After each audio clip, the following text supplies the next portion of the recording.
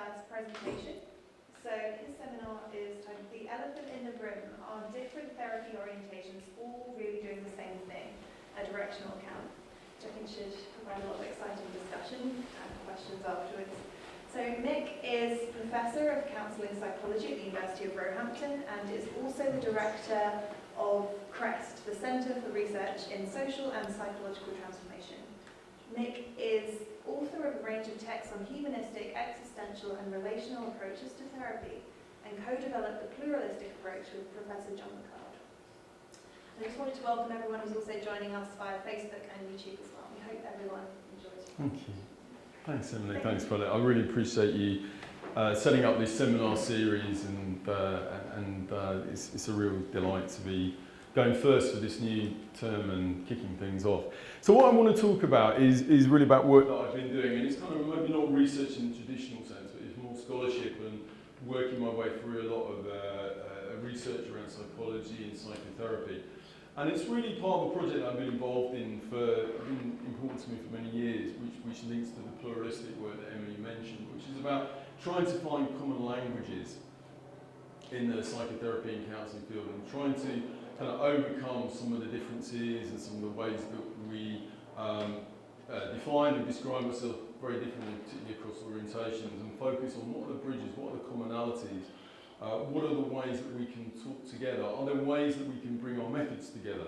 So for instance, that rather than seeing, say, working with something like transference as completely different from psychoeducation, is it possible that we could be working with clients and we might be using art therapy or drama therapy techniques, we might be working with what happens in the relationship, and we might be doing some Socratic questioning and Socratic dialogue, perhaps all in the same session, as a way of being there, rather than seeing these things as very different and distinctive techniques. Because I think one of the things that's really impacted me over the years in thinking about the research is that for clients, often the differences that we have in the therapy field between these different schools aren't particularly salient for clients. That we might think, how can you possibly work with transference at one moment and be doing psychoeducation the next?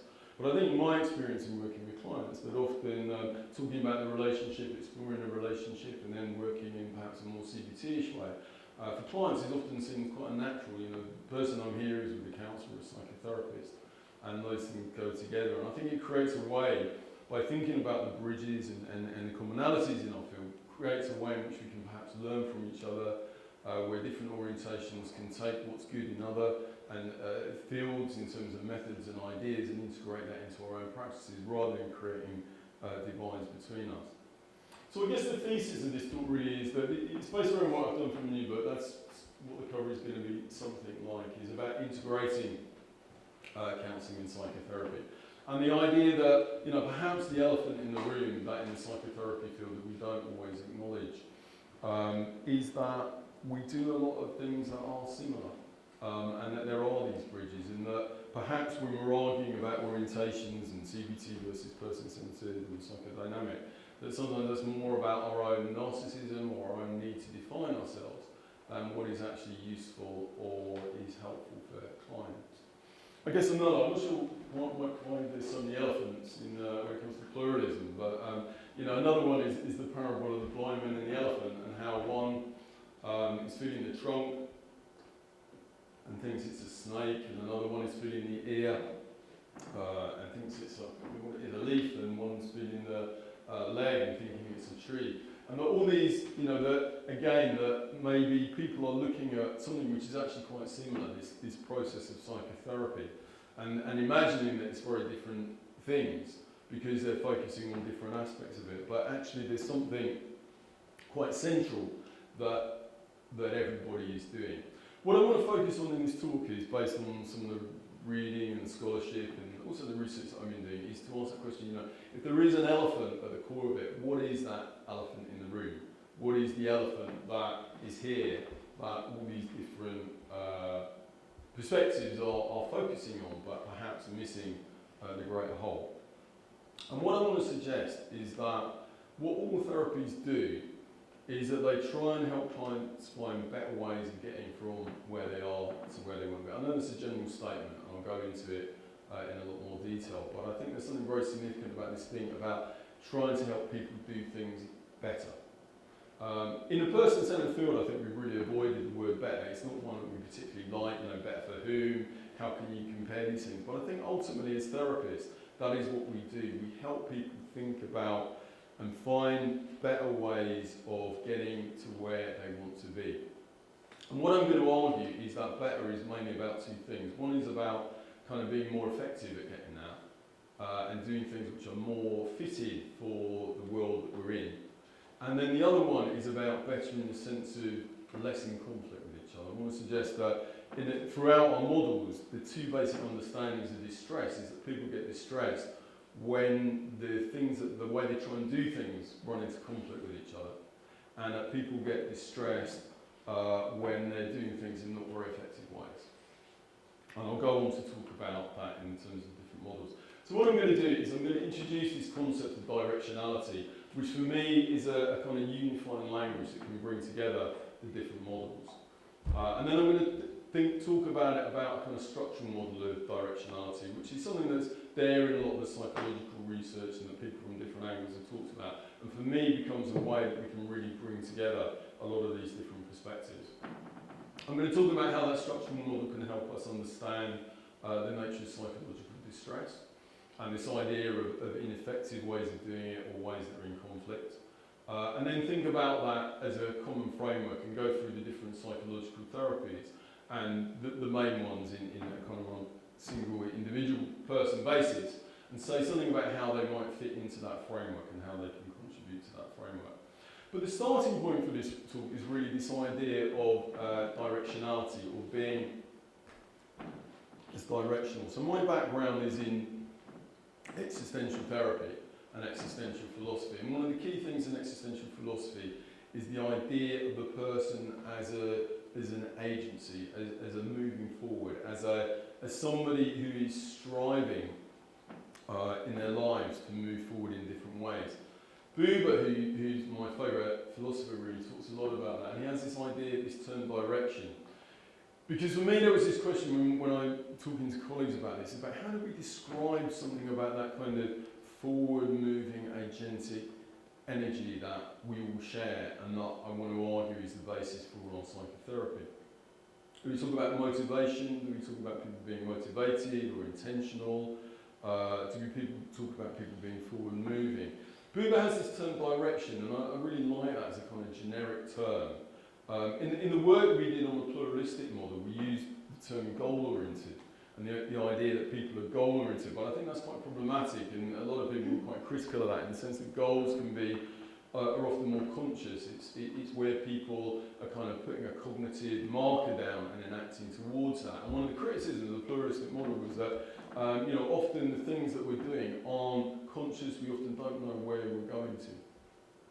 For me, the idea of direction is a much subtler and a more nuanced understanding of human being, an understanding of that agency. It's not just about kind of conscious, forward-moving and deliberate decisions about where we're going to go, but it's something much more subtle. And my suggestion is that in all of our psychological models, in all of our psychotherapeutic models, that we all understand people as moving forward in different directions, in different ways. I quite like the image of the kind of delta of a river, the idea that as we move in our lives, whether it's because we want to train as a psychotherapist, or because we want to develop our self-worth, or because there's something deep inside of us, some deep yearning, that there are all these different strands that move forward, that interact with each other, that cross, that sometimes run against each other. But there's this kind of forward-moving process, obviously the Buddhist image of kind of being as this river, but that we have these directions, or not that we have these directions within us, but fundamentally that we are these directional beings, that everything around us in our lives, and certainly if you look at the motivational theories, a lot of psychological theories, they're very much based on that idea that to understand people, we need to understand their motivations, we need to understand where people are going. And that even from a very young stage, if we look at babies, that we see those motivations, those wants, those directions. I was thinking about my cat. We've got this crazy cat that my kids have got, and just looking at this cat, you can't work out what they're thinking, you can't work out what she's thinking, but there is something about when you look at her wants, the directions where she wants to go. You know, food. I want to get out. She wants to get out at the moment. We've lost her collar, so she can't get out. And she's just, rather my kids get really annoyed with me when I let her out because they're like, Dad, what are you doing? You mustn't let her out. But you know, she's there, she's at the door, she's at the window, kind of pouring her window, those directions where she wants to go is so overwhelmingly powerful. And sometimes I think in our psychological models and psychotherapeutic models, we don't think so much about motivation, but for me, and I guess coming from an existential background, that it is the touchstone to understanding people, is understanding people's desires, wants.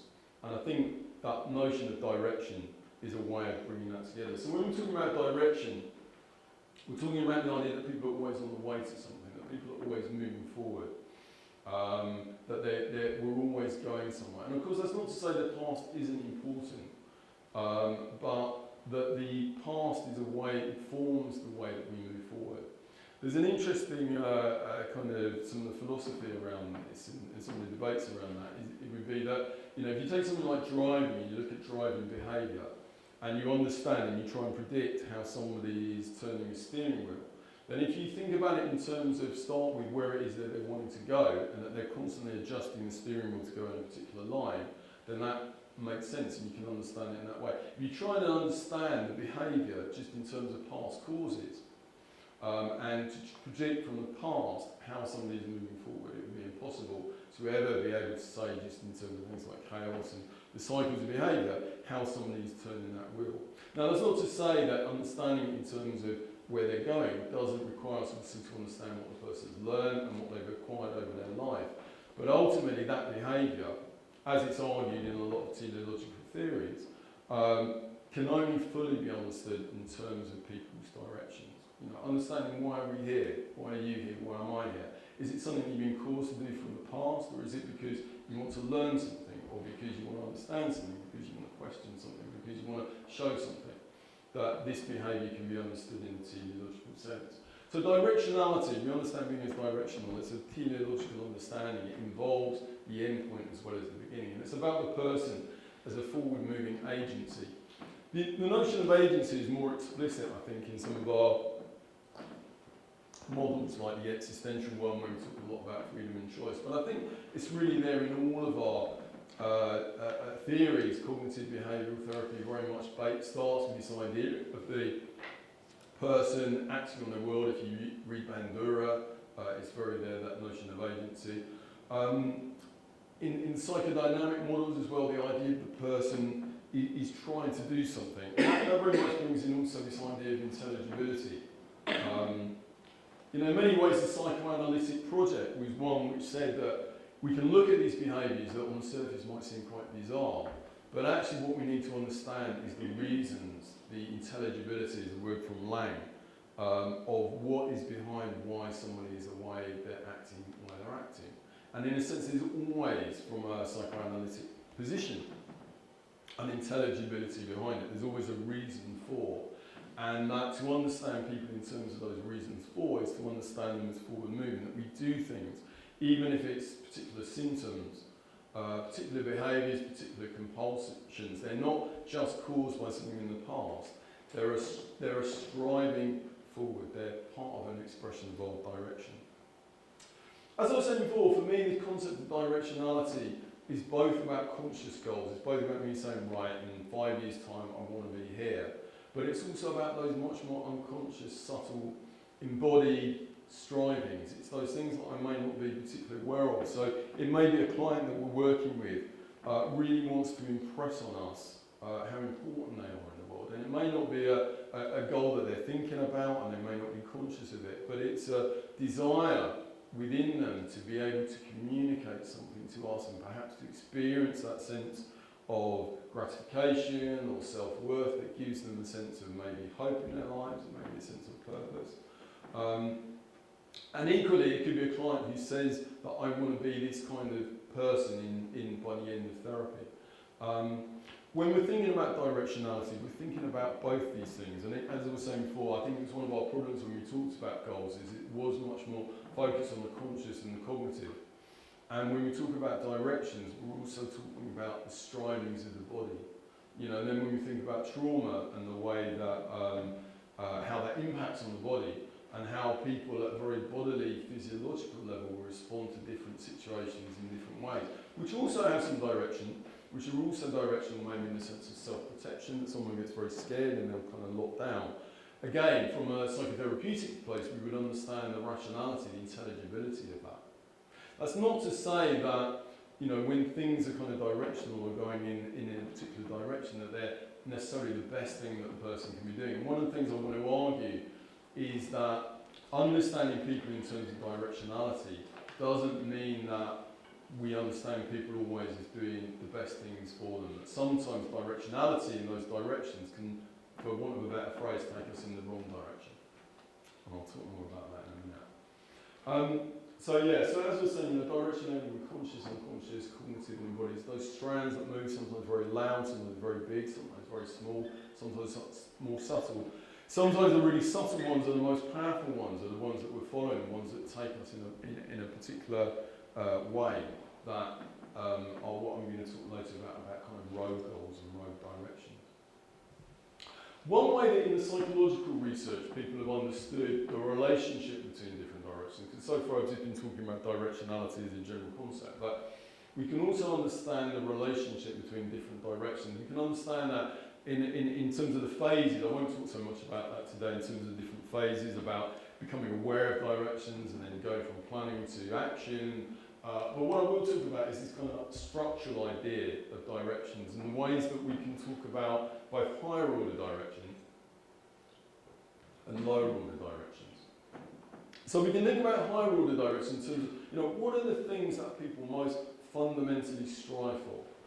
But what are the things that are most important for people in their lives that underpin all of their behaviours? And we can think about, as I'll come on to, maybe things like relatedness, self-worth,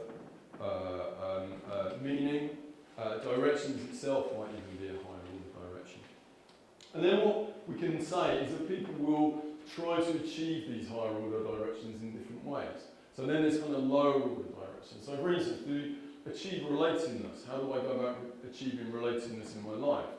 Well, I might do that through spending time with my children. I might do that through a romantic relationship. I might do that through being close to my friends. So I have a direction that I want to be close to my friends, or I want to be close to my partner. And that's about doing that and actualising that direction so that we can come up to a higher order direction. And then of course we can keep on going down. You know, if I had a couple of kids, it might be spending time with one child or spending time with another child.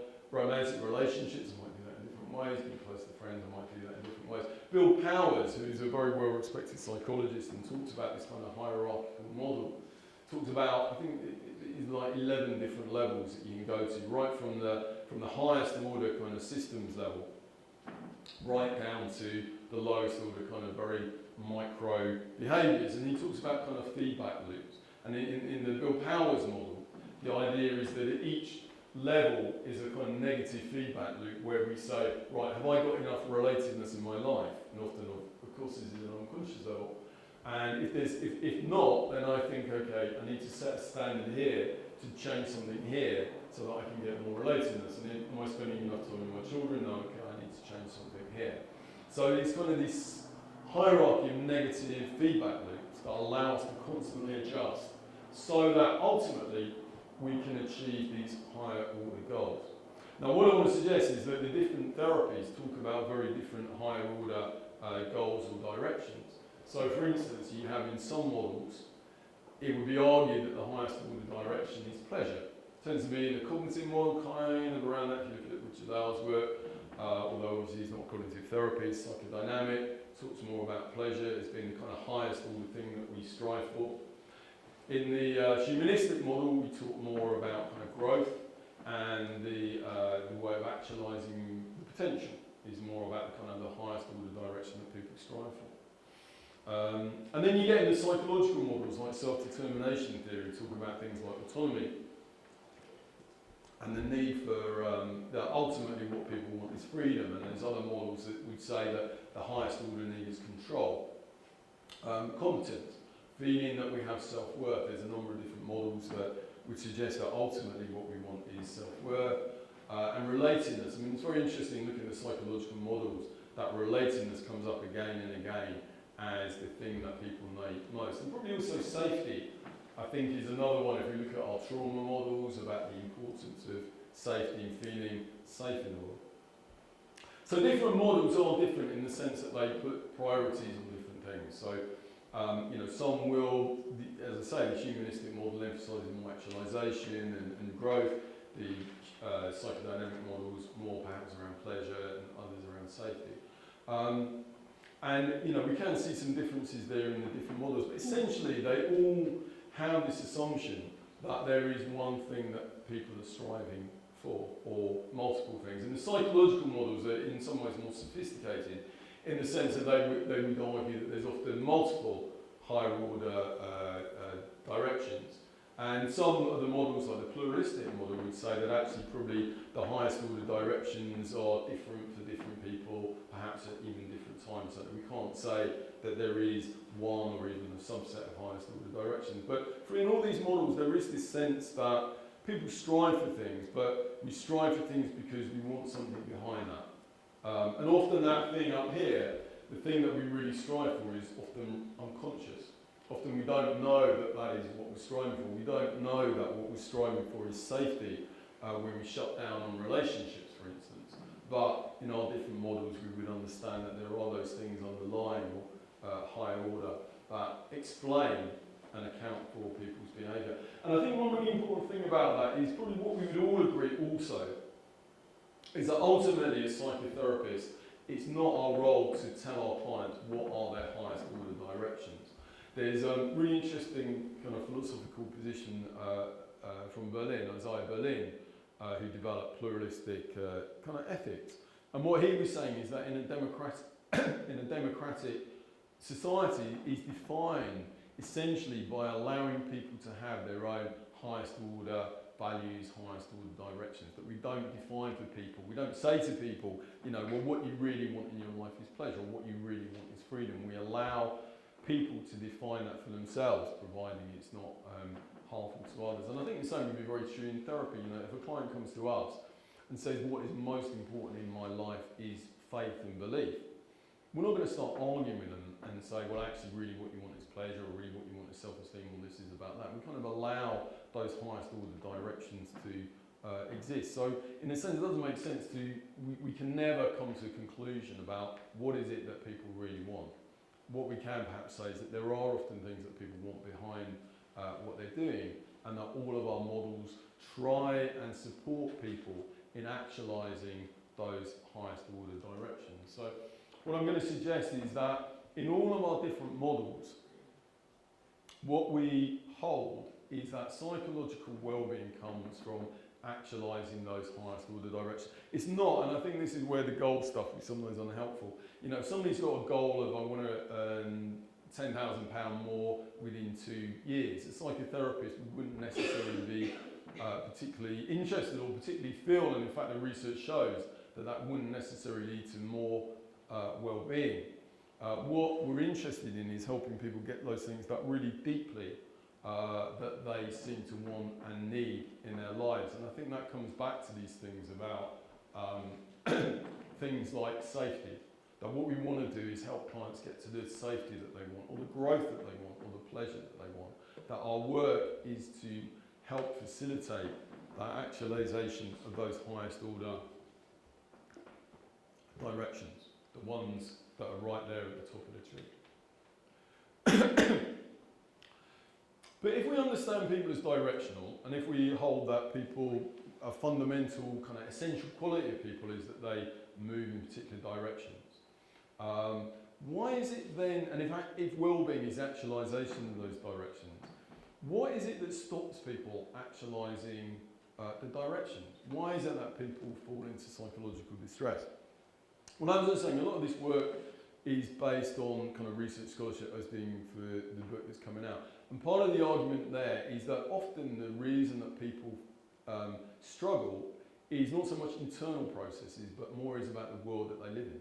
If somebody has a higher order direction for safety, and they're an asylum seeker who come over to the UK, and they're living in a very threatening environment where there's racism, then that may make it very difficult for them to actualise that highest order direction. And that's really important for me, because I think one of the things, I'm not going to talk so much about that, but I think one of the things about this directional model is it allows us to understand distress, both in social terms and political terms, in terms of people not getting where they want to, and also in psychological terms, so that we're bridging the psychological and social divide, which I think for us in CREST is so important.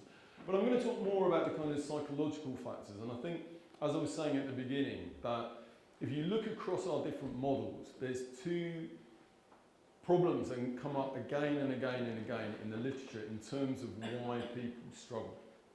And the first one is that people often don't get to where they want to be because the problem is that they're pulling in different directions.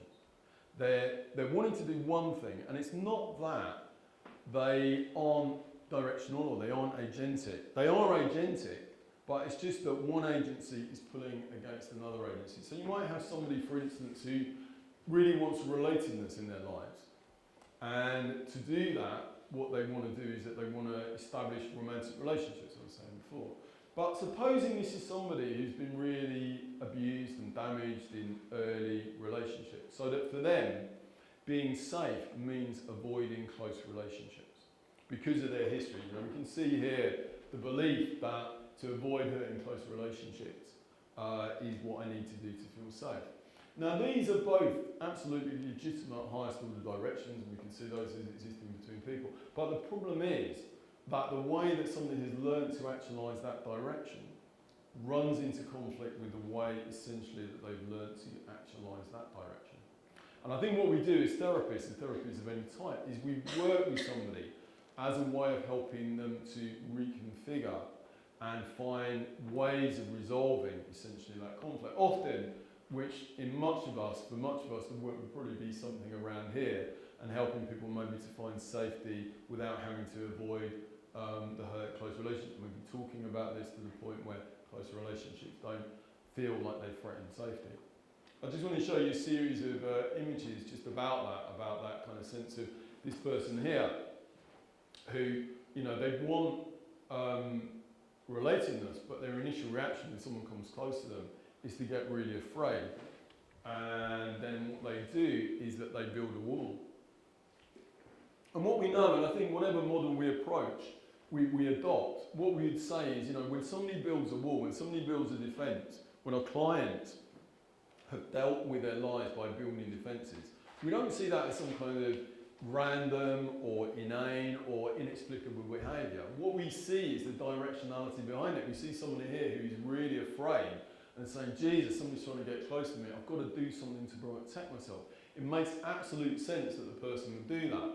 But the problem is, of course, that in the world that they inhabit, and conflicts are only complex because of the world that people inhabit, that means that it has a particular repercussion, which is that the person who's trying to make contact with them eventually gives up, and then they're left on their own. So now the person, you know, this is a person who both wants safety and wants relatedness.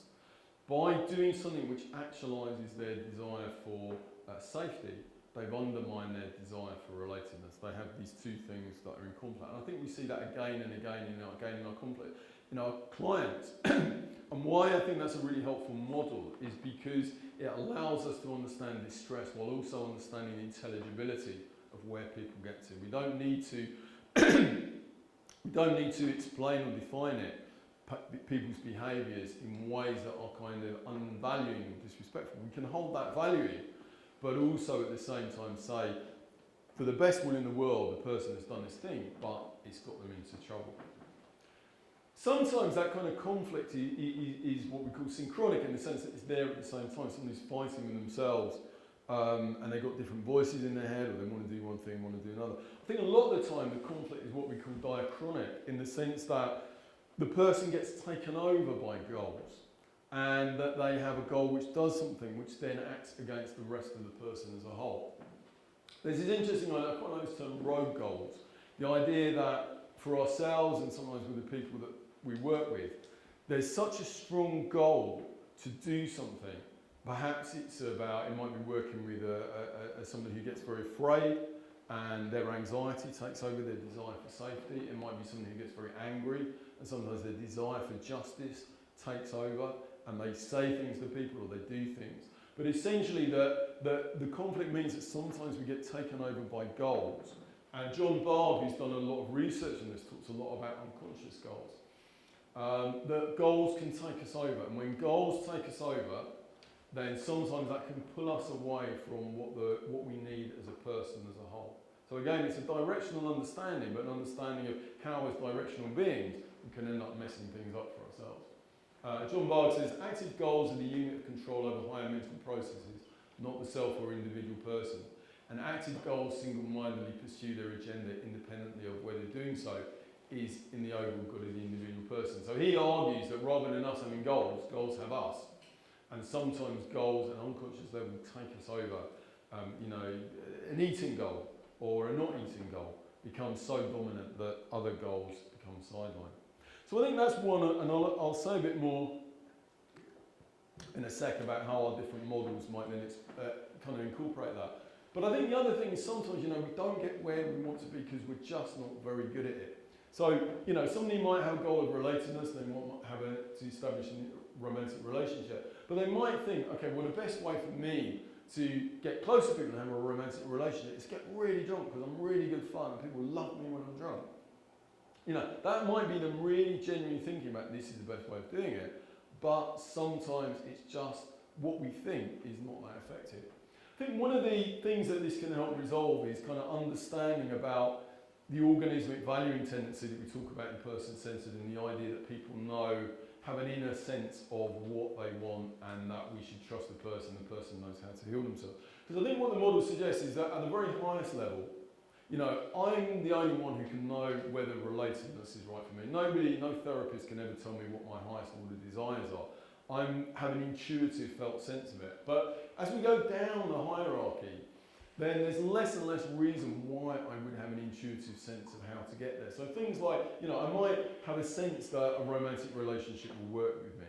But then, there's no organismic valuing tendency that's going to tell me how I go about establishing a romantic relationship. That's something I need to learn, and I might learn that in a way that makes sense and is helpful. But I might also learn, and again, if I've had kind of traumatic or difficult past, I might learn things about how to actualise my directions that just aren't right or aren't fitted to my environment, and then that's going to get in the way. And of course, this kind of model, then we can think about things like psychoeducation, and we can think about things like learning, and this becomes particularly evident in the CBTs. Although I think in the psychodynamic models and the models that deal more with the past, there's something very similar there, which is saying that often we learn ways of doing things that are really helpful at the time, but become chronically ineffective for the present. Most of our models of psychotherapy are based on the idea that we've learned ways of doing things, we've learned ways of getting close to people, we've learned ways of protecting ourselves, we've learned ways of feeling safe. That absolutely, that made sense when you were a kid, and you did it for very good reasons, I think we would all say, but as an adult in a different world, they're not fitted, they don't have that kind of effectiveness that they perhaps used to have. So I think as a kind of general kind of sense, particularly coming out of in relation to humanistic therapies, I think as human beings, we always strive to do our best, that's a humanistic thing. But I think striving, in doing our best isn't always the best thing we can be doing. And I think sometimes the humanistic therapies are a bit naive about that and feel that people are always doing the best thing. But, and sometimes if I don't know how to fix my car. I know that I want to get somewhere, I might know I want to see a friend, but there's some things that I do need to learn, and that from a humanistic approach, we can appreciate that. So I want to go on and just talk about some of the different models, and I'm sorry if it's a little bit oversimplified of the different models, but just give you an idea of how they might fit in. And I'm going to talk more about the individual therapies, but it's also very interesting to think about the systemic and the family therapies, because that starts to think about then synergies and effectiveness at a higher level, not just at the individual level, but the group level. If we look at psychodynamic therapies, then it's very clear that they're based around a kind of notion of conflict.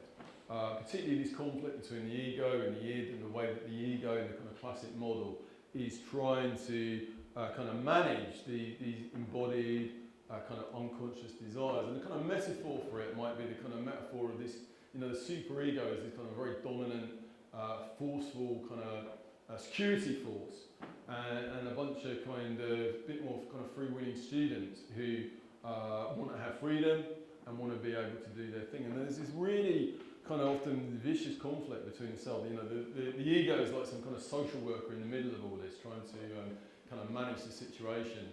And essentially what the person wants at a kind of biological, kind of more instinctual level runs up against what they also want at a more socially mediated level. Because of course we know the superego and the ego don't just appear from nowhere, they come from those basic desires. So what we have in the psychodynamic approach is a range of really helpful methods as a way of addressing those conflicts.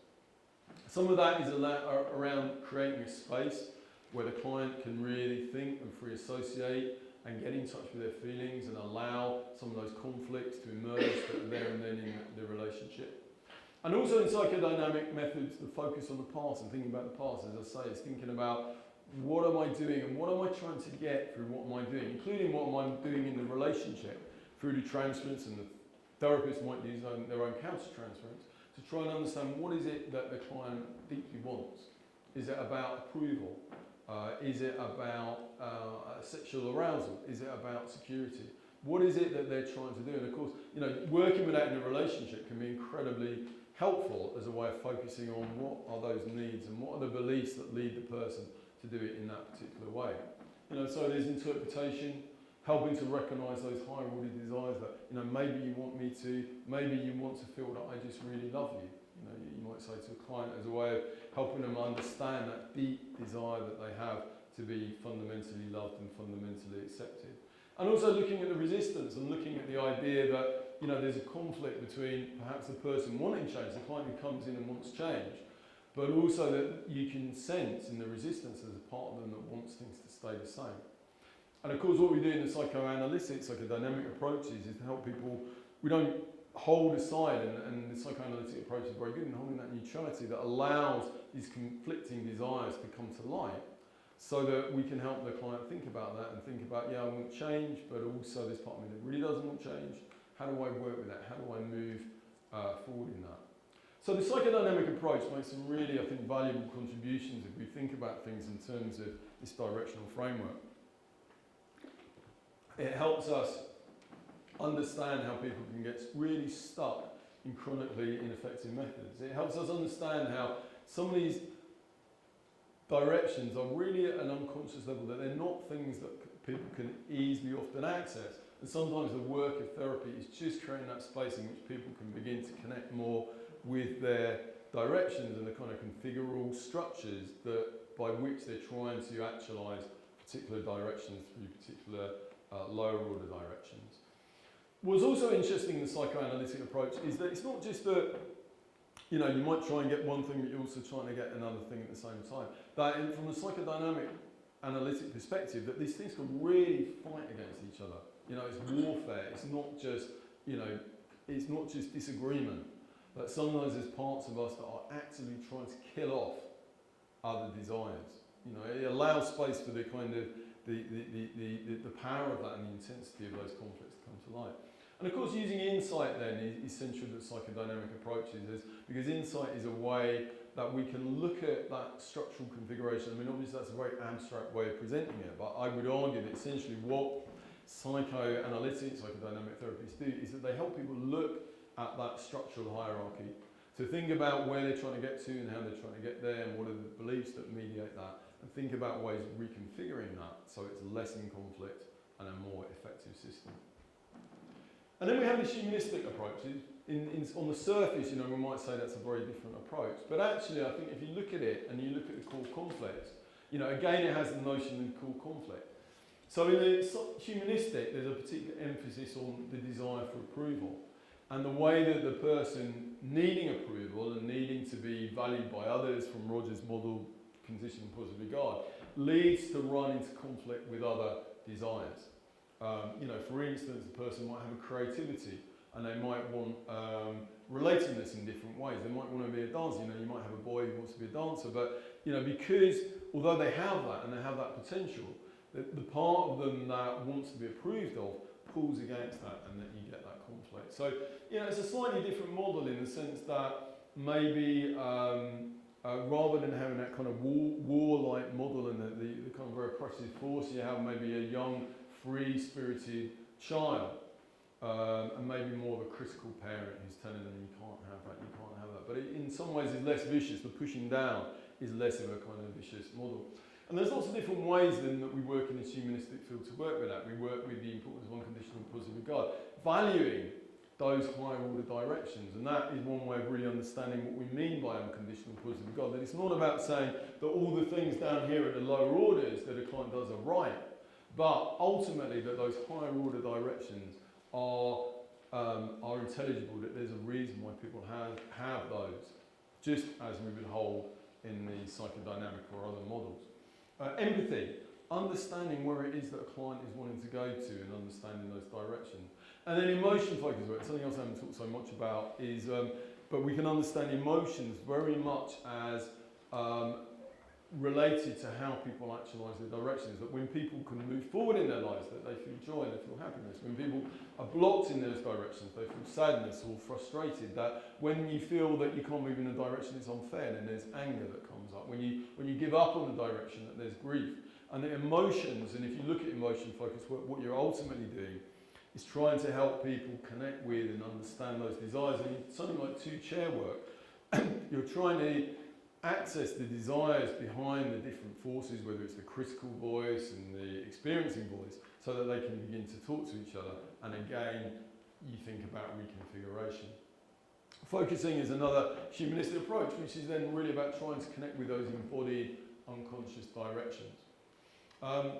What does the humanistic approach contribute? It contributes a kind of understanding that people have a natural tendency towards synergetic configurations. There's interesting research about that shows that people do tend over time to move towards synergies. And why wouldn't you? If you had, say, a delicious meal that was really expensive, or a delicious meal that was really cheap, or a horrible meal that was really cheap, over time, most of us would choose a delicious meal that was really cheap. That it makes sense for things to come together, and there is that natural tendency towards synergies, but often somebody needs some help or support towards seeing that. And I think what's very useful about the humanistic approach is also highlighting that our need to be approved of can often really pull against, can be such a powerful force against other directions in our lives. That emotions can play an important role. And also in the humanistic method, we have some really good ideas, mainly borrowed from psychodrama, that allow us to really reenact and play out those conflicts and understand them at a deeper level. And then we have the existential therapies, my own home. And I think existential therapy is interesting because we don't have anything up here. And we raise a really interesting question about what is it really that people strive for, and is there anything really there? Are all these things like pleasure, power, self-actualisation actually ultimately social constructs that don't have any kind of intrinsic meaning, that there is no higher order directions there at all, that everything is kind of seamless? And I think that's what Sartre and the other existential philosophers are talking about when they talk about the intrinsic meaninglessness of the mind. What I think they're saying is that these things just go up and up and up, but there's nothing ultimately at the top. But also then you have existential approaches which do focus more on the idea that meaning is the ultimate thing. And in many ways the model I'm presenting is one which is saying that ultimately what people strive for is to have meaning and direction in their lives. And Frankl argues that that is the highest order direction from pleasure, power, self-actualisation. Also what you see in the existential approaches is this idea that often our desires come into conflict with each other, and sometimes we just have to accept that there's tensions, and Van Zerzen talks about this, that there's tensions that pull us in opposite directions, and they're not resolvable, that we can't get synergies and reconfigure. We just, in a sense, have to accept that there are tensions that are difficult between our directions. So, we might use meaning-oriented practices, helping people think about what is it that they're really striving for, facilitating choice and working with people's choices and helping them kind of actualise their directions by making conscious choices and overcoming blocks. And I think what the existential approach really contributes is a number of things. One is about understanding that you know, I haven't talked much about this, but when we think about well-being as actualising our directions, it's not just about what we do, but also what our expectations are. And if we have really high expectations, then often we're going to really struggle to actualise the directions that we have. And existentialists talk about this. They talk about people's expectation that they're going to be happy and live a great life and that everything's going to be easy, and how much that can then lead to depression and misery and frustration because we can't get to where we want to be. The idea of no highest order directions, or that they can be values, and in approaches like ACT, also we see that idea that, you know, what people are ultimately striving for is values, and meaning and direction as a direction itself. And then finally, just in the cognitive behavioural therapies, I think there we can also think about, you know, conflicts, and it's maybe a little bit obvious, little bit less obvious, but when you look into cognitive therapies, what they're saying is that the conflict is often between what we do in the short term, particularly things like heuristic thinking, black and white thinking, all or nothing thinking, that has a kind of short-term payoff in the sense that, you know, it is less effort, and we know that thinking takes effort, that has a kind of value. But then the damage that does against thinking about things in a slower and more rational way. And in a sense, it's really not that dissimilar from the psychodynamic basic conflict between what's short-term and what's long-term. You know, I think a lot of these conflicts come down to short-term versus long-term, that we end up doing things in the short-term that don't do so well for the long-term, and what we do as therapists is we help clients weigh up short-term and long-term benefits in a more kind of reflective way. So the model in the CBT is more this kind of slob who's sitting there, doesn't want to do anything, wants kind of absolute laziness, and he's got this kind of really hard-working student as a kind of roommate who's wanting to do things and wanting to get up and go. And you know, the guy here is kind of depressed because he's kind of everything's down to the lowest common denominator, and he's, you know, thinking in black and white terms, all or nothing terms, dichotomizing, maximizing, all these cognitive shortcuts. But actually it's leaving him without much of a life, whereas the part that's actually doing things and he's more active, he's getting more out of life. What we also see in the behavioural methods is a real understanding of how people can sometimes do things in the wrong way. So for instance, when somebody's anxious, you know, we can understand that somebody might really want to reduce anxiety to create safety, but say somebody's got a kind of OCD around locking doors. You know, the obvious thing is if you're anxious about have I locked my door or not, what you do is you go back and you check it. You know, it makes absolute sense that you would keep on doing that. But what we've learned psychologically, and I think where the cognitive behavioural therapies are great, is what they've taught us, is that often safety behaviours actually do more harm than good. And really to develop a more effective means is about learning to live with that anxiety, and that generally, as a kind of strategy in life, learning to live with anxiety is a really helpful thing. So, you know, cognitive behavioural approaches have a lot of different methods that teach us and help people to find ways of actualising the higher order wants in better ways. Things like understanding what the higher order wants are, a process called laddering up, and finding more effective means through things like psychoeducation or behavioural experiments, or, you know, very simple problem-focused methods where we weigh things up and see what the pros and cons are. And CBT, like the other therapies, makes some really useful contributions. Understanding the problems of short-term directions, helping people think about whether their means were effective or not, looking particularly at kind of action and putting things into planning and action, and establishing kind of well-evidenced methods that can help people do things in better ways. So just to finish off there, I think you know, what I want to argue is that this concept of directionality can help bring together these different therapies. And I think help understand the common threads between these therapies, so that, you know, if I might be helping a client think about how they you know, using my countertransference to help them think about the ways that perhaps when they talk to me in aggressive ways, it doesn't actually help them get the closeness they want. Or I might be doing psychoeducation, where I'm talking to clients and helping them think about, or an interpersonal therapy, when I'm helping them think about how do they try and get the closeness that they want, and are they doing it in the most effective ways. But what I want to suggest is that all our different therapies do something very similar in helping clients look at how they're doing things and helping them think about how they might do it in better ways. And in that sense, I think our orientations are very aligned. That there's a real complementarity, and I think if we can build on that and understand that complementarity, we can think about how can we develop new methods and new understandings and new approaches that can help facilitate these processes without getting too caught up in which orientation do they come from, are they cognitive behavioural or existential. I think, you know, we've got a real treasure trove that is out there.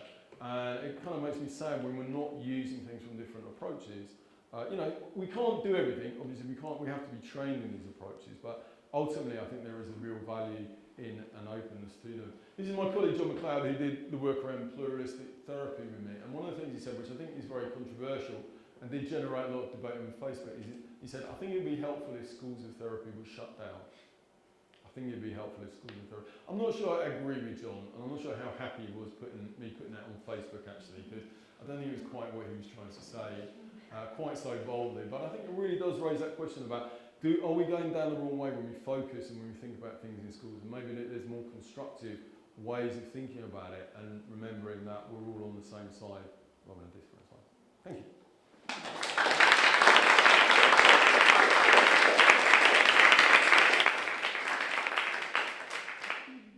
Thank you, Mick, for the great talk. Thank you to everyone that is following us through Facebook and YouTube. Before the cameras go off, I just wanted to say that our next seminar will be the 21st of November and will be presented by James Davis on the new opium neoliberalism.